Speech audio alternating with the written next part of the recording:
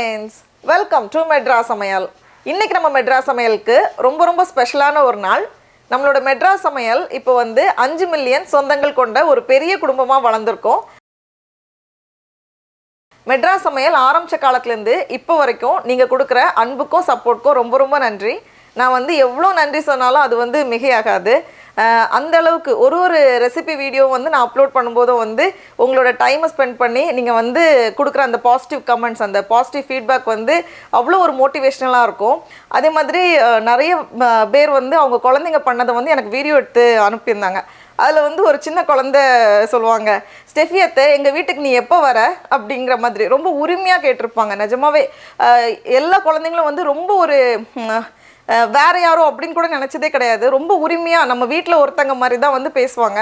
எனக்கும் அப்படி தான் இருக்கும். நம்ம சொந்தக்காரங்க, நம்ம வீட்டில் ஒரு ஆள், அந்த மாதிரி தான் எனக்கு உங்களோட எல்லாரோட அன்பும் அப்படி தான் இருக்கும்.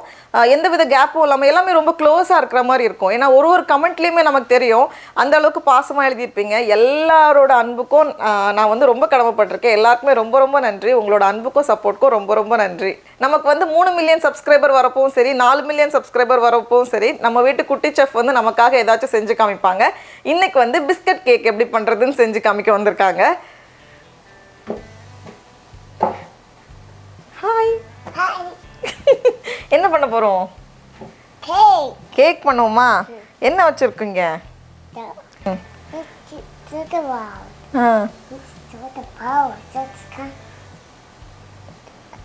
ஓகே. 25 போர்பான் பிஸ்கட் எடுத்து வச்சிருக்கேன். இதில் வந்து 10 பிஸ்கட் மட்டும் நம்ம க்ரீமையும் பிஸ்கட்டையும் தனித்தனியாக பிரிக்கணும். க்ரீம் வந்து நம்ம மேலே வந்து அப்ளை பண்ணுவோம். இது வந்து ஆப்ஷனல் தான். செஞ்சோம் அப்படின்னா இன்னும் கொஞ்சம் நல்லாயிருக்கும். க்ரீம் மட்டும் பிரிக்கிறியா? ஓகே.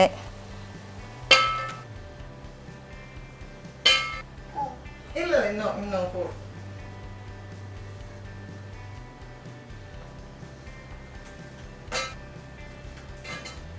ஓகே போதுமா? ஓகே. மீதி பிஸ்கட்லாம் 2 உடச்சி இதில் போட்டுடுறீங்களா? எவ்வளோ பிஸ்கட்? 15.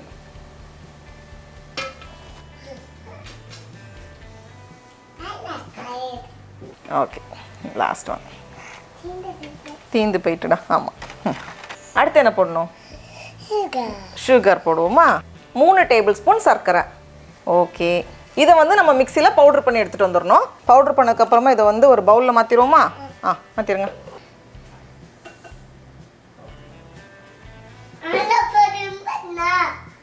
ரொம்ப நல்லா இருக்கா? அப்புறமா இது கூட வந்து 2 டேபிள் ஸ்பூன் எண்ணெய். நல்லா 1/4 டீஸ்பூன் பேக்கிங் சோடா உப்பு,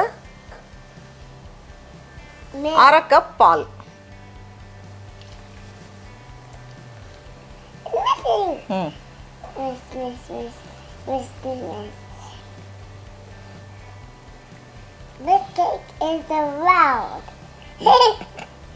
Best cake in the world. Mix பண்ணியாச்சா? இந்த மாதிரி கொஞ்சம் கெட்டியாக இருக்கணும். ரொம்ப தண்ணியாக இருக்கக்கூடாது. கொஞ்சம் இந்த மாதிரி கெட்டியாக இருக்கல, இந்த மாதிரி இருக்கணும். இப்போ இதை பேக் பண்ணுறதுக்கு 6 இன்ச் பேன் எடுத்திருக்கேன். ஓகே. எடுத்து 2 தட்டு இந்த இருக்கல இப்படி. ஓகே. இப்போ இல்லை, இது வந்து க்ரீம் பண்ணுறதுக்கு. எங்கே போகிற? எங்கடா போகிறீங்க? செஃப் எங்கே போகிறீங்க? கேக் பாதியிலே இருக்குது. அவ்வளோதான், கேக்குக்கு மாவு தயார் பண்ணியாச்சு. இது பண்ணுறதுக்கு நமக்கு வந்து 2 நிமிஷம் தான் ஆகும். இதை வந்து அவனில் வைக்கிறதா இருந்தால் 350 டிகிரி ஃபாரன்ஹீட்டில் அவனை ப்ரீஹீட் பண்ணிவிட்டு கிட்டத்தட்ட 28லேருந்து 30 நிமிஷம் போல் ஆகும். நம்ம வந்து இன்றைக்கி குக்கரில் செய்ய போகிறோம். எப்பவும் போல தான் ஒரு அடிகனமான பேன் இல்லைனா குக்கர் எடுத்துக்கோங்க.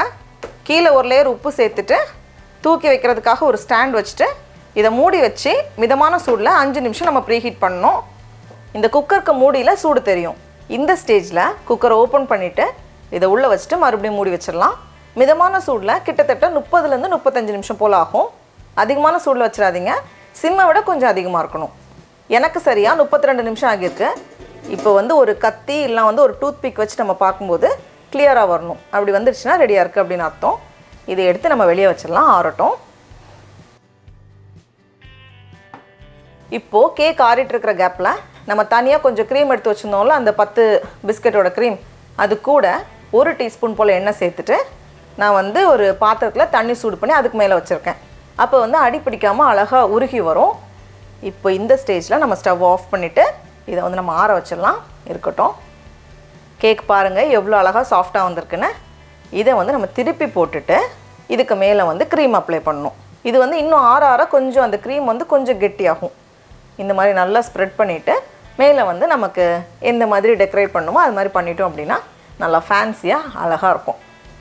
இது வந்து ஒரு சிம்பிளான சூப்பரான கேக். அவ்வளோதான். கேக் வந்து அவ்வளோ சூப்பராக நல்லா சாஃப்டாக வந்திருக்கு. செஃப், நீங்கள் பண்ண கேக் கொஞ்சம் டேஸ்ட் பண்ணி பார்க்குறீங்களா?